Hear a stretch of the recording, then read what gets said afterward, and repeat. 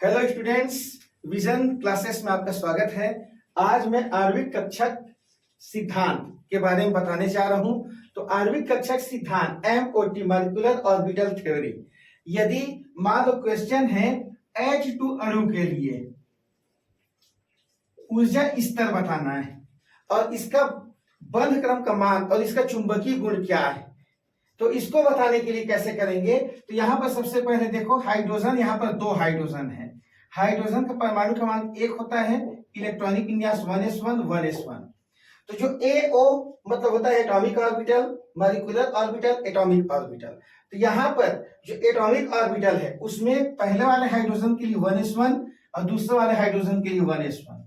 अब यहाँ से इलेक्ट्रॉन उत्तेजित होकर के सिग्मा 1s में जाएगा। तो यहाँ से एक इलेक्ट्रॉन गया, फिर यहाँ से एक इलेक्ट्रॉन गया, फिर यहाँ से यहाँ जाता, लेकिन इसके पास इलेक्ट्रॉन नहीं है।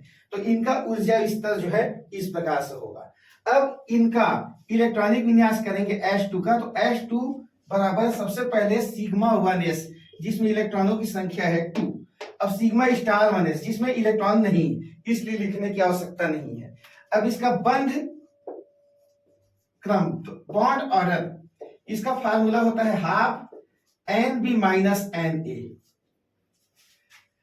NB के अंतर्गत जितने बिना स्टार वाले जो सिग्मा S, सिग्मा स्टार, पाई, इस प्रकार से जो चलेगा MO में, उसमें जो बिना स्टार वाले हैं वो सभी को रखना है। ये बॉन्डिंग होता है। बॉन्डिंग जो मॉलिक्यूलर जो ऑर्बिटल है उसमें इलेक्ट्रॉनों की संख्या है, और ये एंटी बॉन्डिंग है।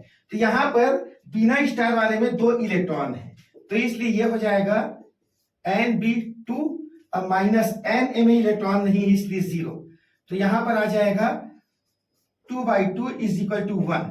अब यहां आंसर आ रहा है 1, तो इसको बताना है कि प्रतिचुंबकीय है कि अनुचुंबकीय है।